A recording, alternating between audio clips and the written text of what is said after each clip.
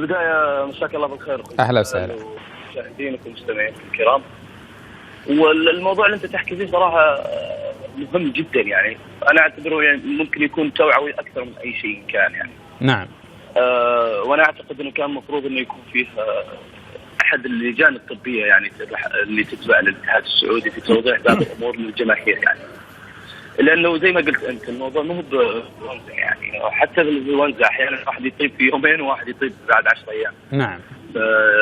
الاوازن يعني يختلفون يعني بكامل التفاصيل.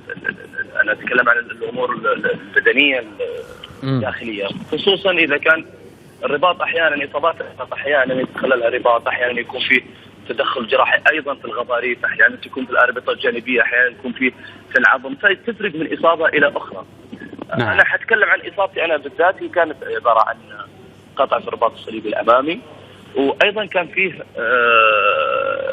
تدخل حتى جراحي في أحد الغضاريف في نفس الركبة. فالموضوع رباط وفي غضروف كمان يعني في نفس القدم كلها، في نفس الرجل. اي نعم. أي. يعني هو الدكتور اصلا قبل العمليه ذكر انه طبعا الغضروف ما كان بسبب نفس الاصابه، لا. أي. هي اصابه قديمه. فالدكتور قال بما انه انا فتحت الركبه، اذا كان في خلل في الغضروف حعدله يعني او اعالجه يعني. اي. علشان المستقبل ما تحس بالالام. اي. واتفقنا على كذا، فكان في تدخل في رباط صليبي ايضا. جميل. الامر الاخر صحيا، انت كصحيا انت تقدر تكون سليم صحيا بعد 4 شهور من العمليه فقط.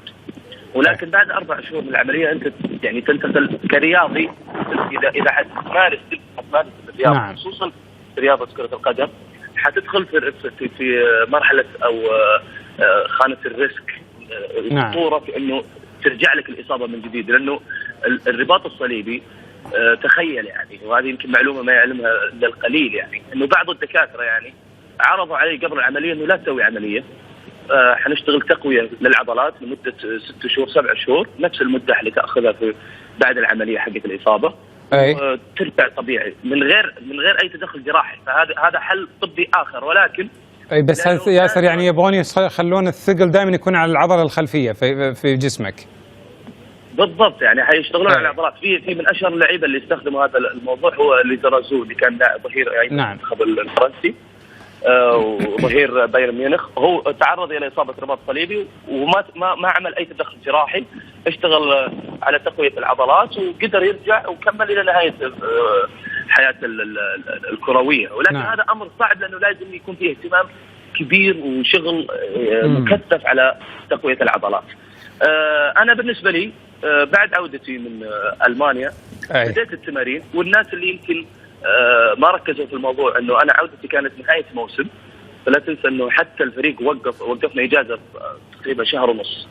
ما كان فيها كابتن الشهر والنص اللي في بين الموسمين ما كان فيها اي تاهيل من جانبك؟ ما كان فيها اي شيء؟ لا انا ما اتكلم عن التاهيل، انا اتكلم انه هذا زياده في المده ترى. يعني حتى لو كنت جاهز ما حلعب، ما في مباريات، ما في اي شيء. نعم.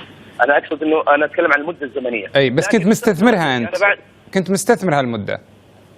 اي نعم، انا رجعت من بدايه الموسم مع الفريق، وكان لي برنامجي الخاص في المعسكر الخارجي، وبعد العوده من المعسكر الخارجي رجعت وشاركت في المدرب الجهاز الطبي يعني رفض. نعم.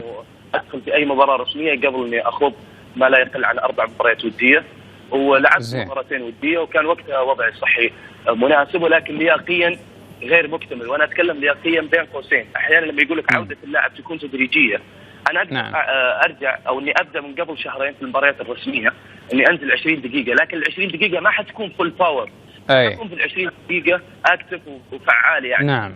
فالمدرب بعد الخروج من الاسيويه المدرب جاني وقال انه الامر اللي كان ممكن احنا نسوي فيه تضحيه او انه مغامره انتهى، وخرجنا برا الاسيويه. فقال انا عندي اقتراح انه انت نعمل لك برنامج خاص يعطيك لياقيا، عشان متى ما اردت يعني الاستعانه بك لمده 20 دقيقه تعطيني 20 دقيقه فول باور.